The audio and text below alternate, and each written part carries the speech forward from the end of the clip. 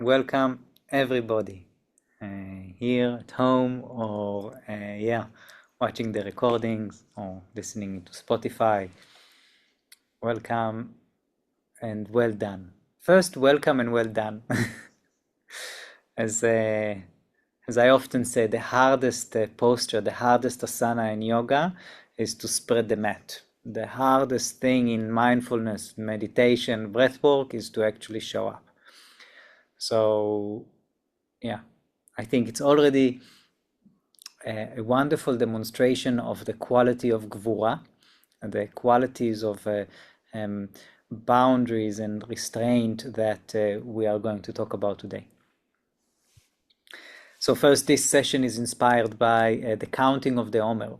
The counting of the Omer are 49 days where in the Jewish tradition, you count those days from when the Israelites left Egypt, which represents constriction and the opposite of freedom, into when we got the Torah, which represents wisdom and connection to something which is deep inside within all of us and also beyond us.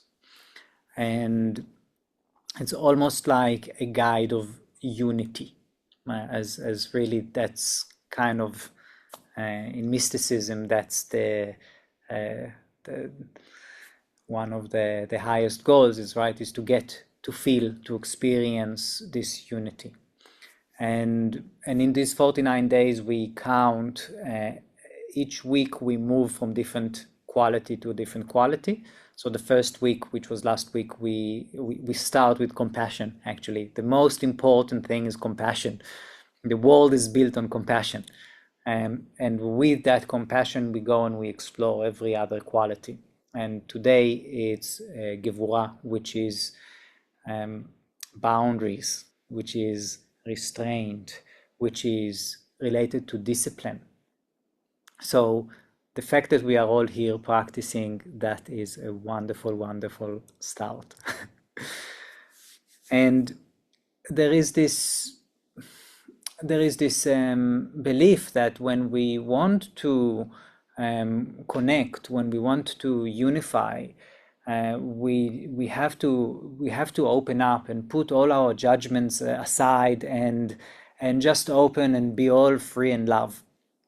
And which at times it's true, and at times it is very far from truth.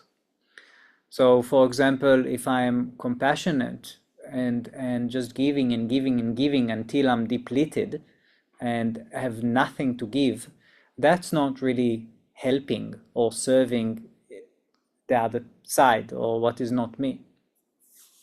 And boundaries are this thing that is in between me to the external world. That's it. I cannot give anymore, or I cannot receive anymore. And that's one thing that's not the purpose, the intention for this session. The intention for this session is more about boundaries which are internal.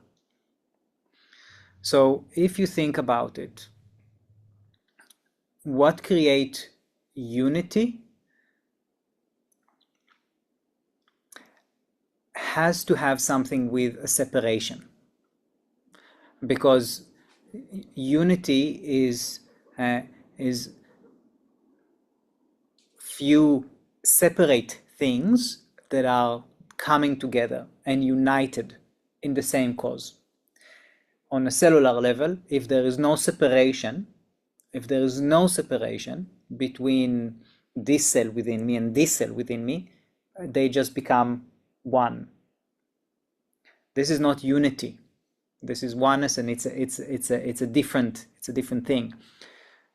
In order, let's say, if there's no clarity of where things start and where they end, it all become one big blob. And and then issues happen. So for example, in an internal practice and in relation to the practice of breathwork and mindfulness, if my mind think that I need to eat now cake, I love this example with cakes because it's a true story. And maybe some of you, in yesterday's session, I talked a lot about cakes in the 49-day course. If my mind think, "Oh, I want this cake," and it's just overtaking the belly that says I'm full, or it says no, chocolate cake is not good for me anymore. It's taking over, and that's it. It's not serving me anymore. So having different parts within us that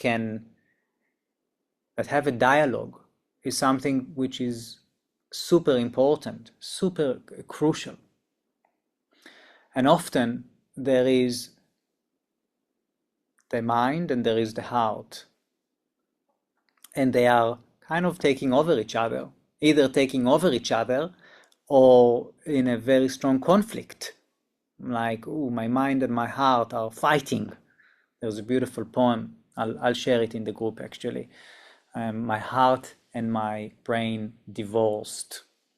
It's a beautiful, beautiful poem that illustrates how, this inner conflict that we have, the wonder between the past and our hurt from the past and the fear from the future, and all the analytical mind that is trying to make sense of things that at the moment I cannot make sense of them. There is no solution right now. So at times it's either one takeover over the other and it's not serving me. At other times there is a strong conflict. There is a strong conflict between them and they're just pulling to both sides until one given breaks. And in the practice of mindfulness and breathwork, we want to acknowledge those two parts, those two sides, and maybe put a boundary. And sometimes putting a boundary is just not reacting, just not following this or following that, but just sitting with it. So that could be my mind is going into rumination, into thinking about how I'm hurt and how they were wrong and how I am right, and it goes in circles. All right, let's put a boundary, let's restrain and come back. Or the heart with an emotion, strong emotion that is going nuts, and I'm not feeling that this expression is healthy for me. I don't feel a sense of a release from the expression of the emotion. I just feel like I'm drowning under it and I'm suffering. It's not a feeling. I'm not feeling it. It's not sadness that feels close and nurturing. It's sadness that I feel like I'm drowning in it. Okay, let's come back to something else. There is a beautiful thing that I've heard from there must be a wise teacher if they've said that the brain has this blue, like it's electricity really, like blue, right? Electricity. It's cold and it's like the color of electricity, blue. And the emotions, the heart is red, passion, strong emotions. And what we do in order to kind of bridge between them and in a way that is not suppressing any one of them, but acknowledging and not and cooling, climatize, like moderating, is with the average, which is the lungs.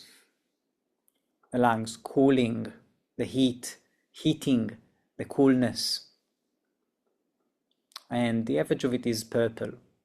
Yeah, that's for a different class. So in today's practice, we'll notice the experience and we'll come back to the lungs. as the poem really illustrates beautifully. We'll start with landing, just landing in the space where we are, and then we'll observe the breath. And of course, when we observe the breath, we also observe thoughts, or hopefully observe thoughts. Thoughts come up, and maybe emotions come up. And what we'll do is we'll really practice refining our ability to sit with it without necessarily reacting to it. And that by itself is cultivating the quality of boundaries of Gevurah. A famous teaching is strength, or who is the hero? The sentence is, who is the hero? Hero is someone who can abstain themselves from reacting or following their desires. Like, I'm hungry, but no, I'm fasting. Or I feel like very sad. I feel very sad, but no, I won't go with that now. Or I feel very angry and I won't express that now. And it's very different than, it's not suppression. It's just sitting with it and not operating out of that place, but operating out of a place which are more aligned with deeper, authentic intention. So let's see. Let's practice and see what comes up. So let's find any comfortable position. Any comfortable position, sitting or laying. Welcome, Rachel, Simeon, Yossi, iPhone. Welcome all.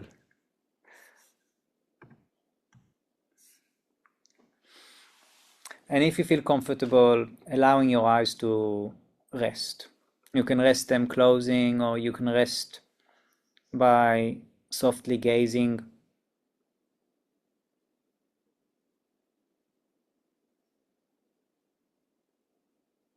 And landing. When we land in an area, an environment, we become aware of where we are. First, the ground beneath us that holds us.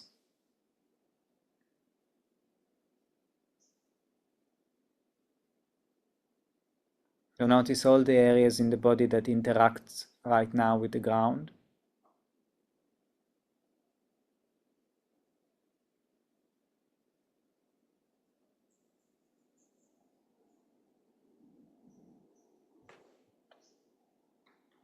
And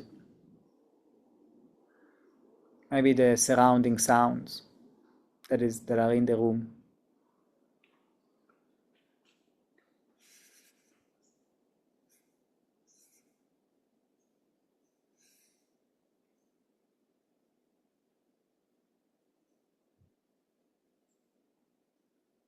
Maybe stating to ourselves that we are here to pause.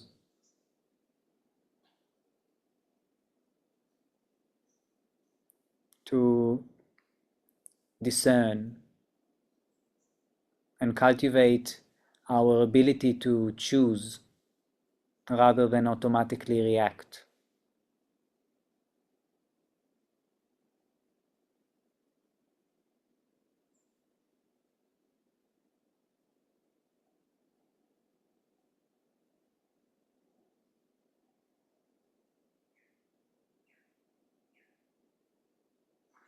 Noticing how we feel right now. How we feel is built out of the different sensations in the body.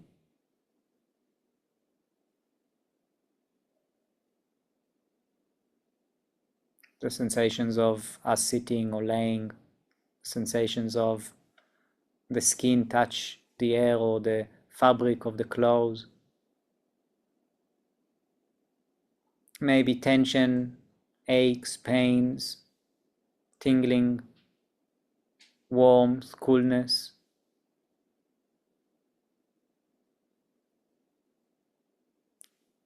Maybe the sensations of the breath as the body expands and contracts with every inhalation and exhalation.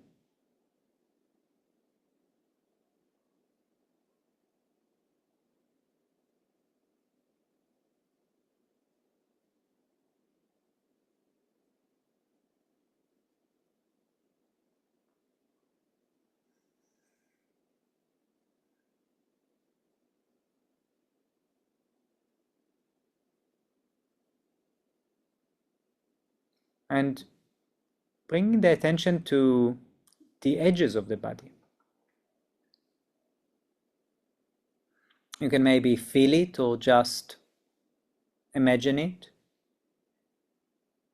The edges of your body, of the skin, feeling the form of the body, the boundaries of the physical body.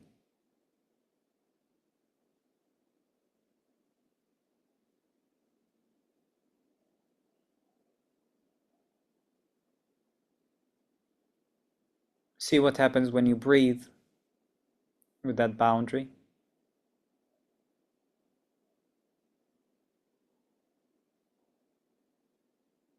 What tells you to now change from inhalation to exhalation or from exhalation to inhalation?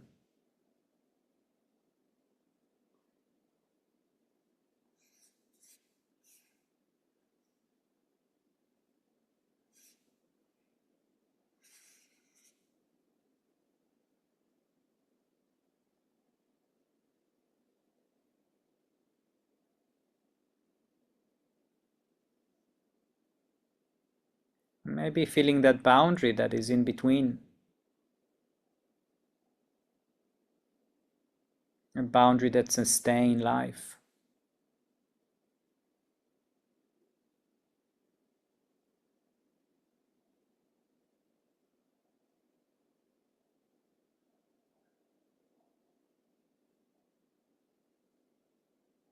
Notice if there are any emotions right now. Any emotion whatsoever. Without the need to change them.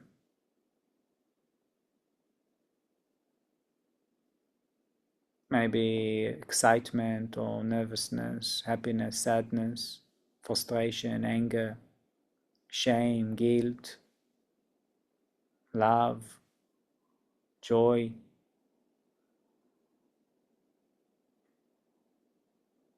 Or anything else.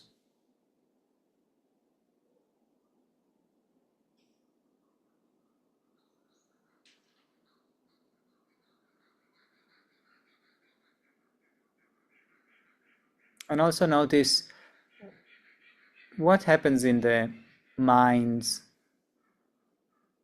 eye right now. What is it that you can observe regards your thoughts?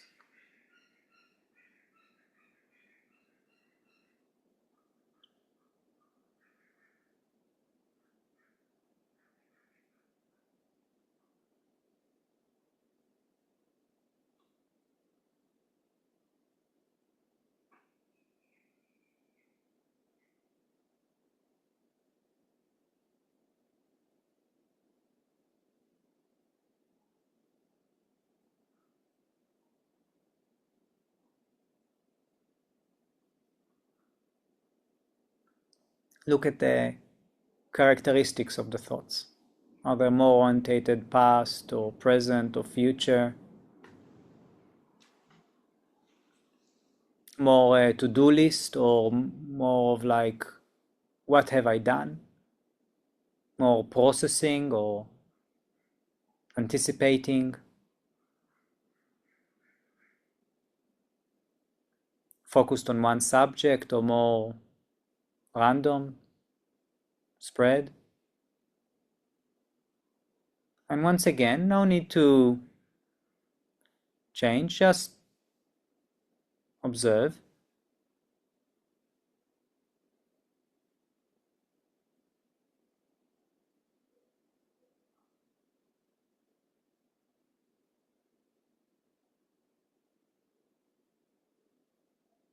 Maybe you can ask yourself right now, very gently,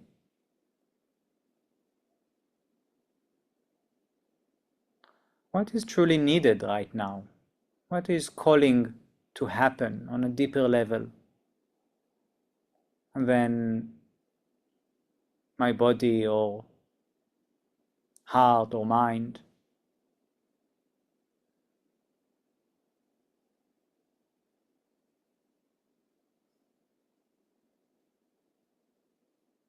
And as if an answer comes, notice where your body says yes or no.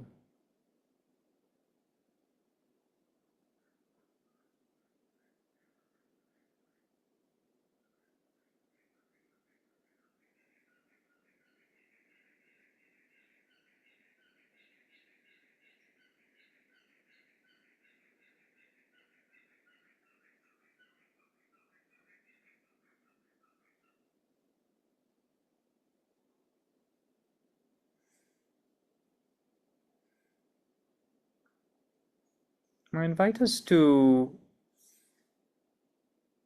just for a couple of minutes, to choose an anchor, to narrow our attention on. It could be the breath, for example, the sensations of the incoming air and outgoing air, or a word, a phrase.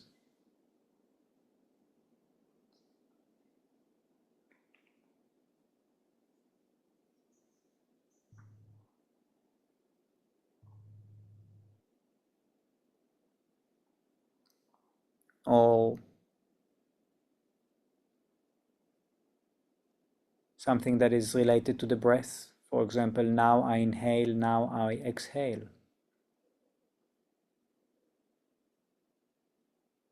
Or any other phrase that works for you. And we'll put our attention, our first intention, to focus on that just for a few minutes, just to practice a mental level of boundaries, of restraint.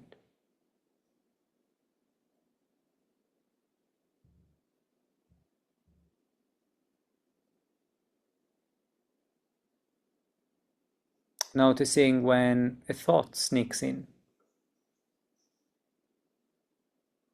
We acknowledge it and let it go, come back to the anchor, to the focus point that we have decided,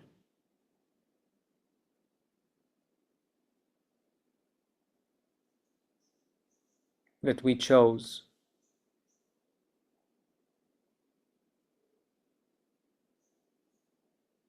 We keep coming back to a choice that we made.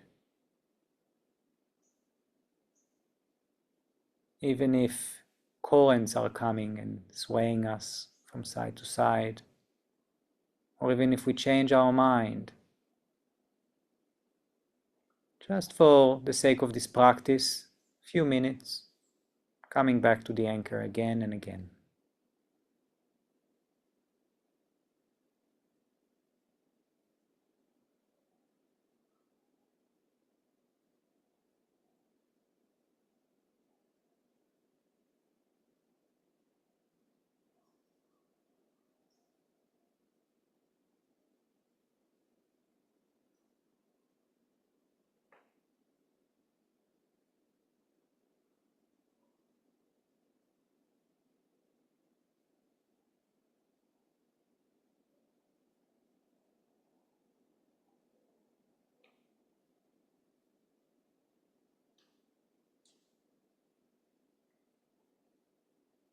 See if you can really dedicate your full attention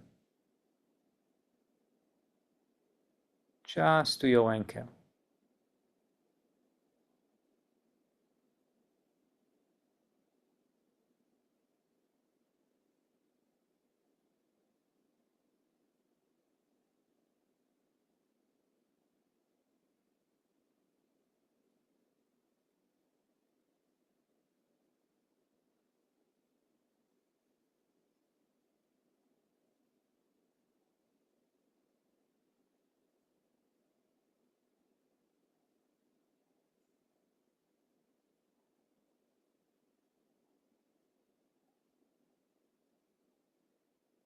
And if your breath is natural, that's good. If you made it a little bit deeper, that's good also. In the last few moments, I invite us to deepen the breath a little bit, consciously deepen the breath.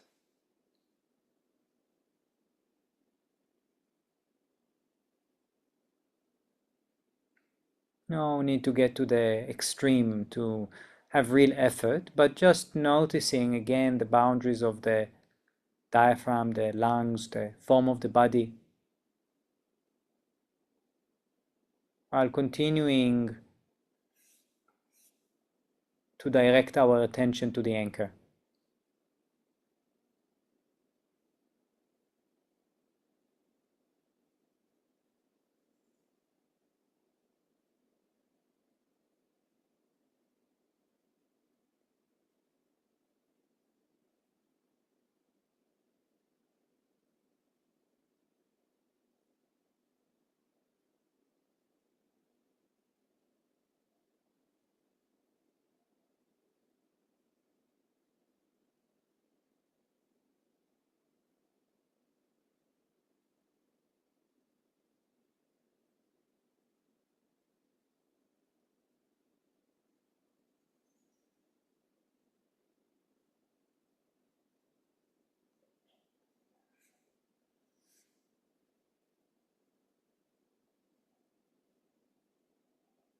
Gevurah reminds us that real strength is not controlling life, but just choosing how we meet it.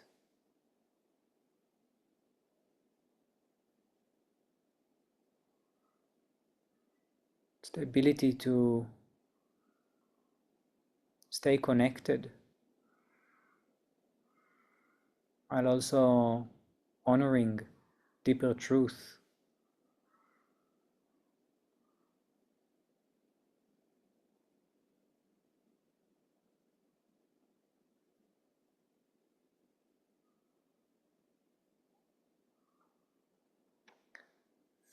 Taking a deep, slow breath in,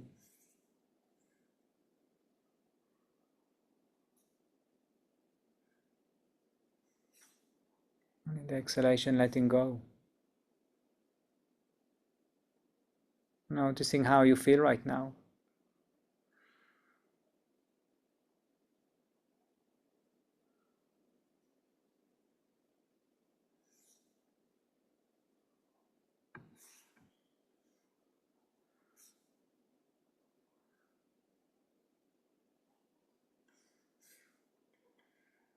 And slowly, slowly, whenever you feel ready, coming back.